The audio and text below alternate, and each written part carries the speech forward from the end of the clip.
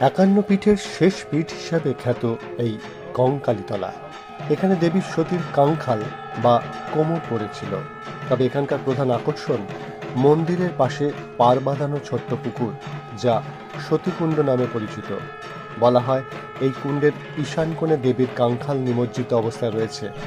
জনশ্রুতি রয়েছে এই কুণ্ডটির সঙ্গে 3টি সুড়ঙ্গ পথে কাশীর মণিকর্ণিকা ঘাটের সঙ্গে যুক্ত কঙ্কালীতলার পবিত্র কুণ্ড। এই কুণ্ডে দেবীর কাঙ্খালের সাথে থাকে পঞ্চশিবলিঙ্গ, যা এই চৈত্র মাসেই সেই শিবলিঙ্গ তুলে পুজো করা হয় এবং এই সময় কঙ্কালীতলায় বসে মেলা এবং বাউল গানের আসর। কঙ্কালীতলায় দেবী দেবগর্ভ হিসাবেও পূজিত হন। দেবীর কোনো বিগ্রহ এখানে নেই, মা কঙ্কালীর ছবি এখানে পুজো করা হয়।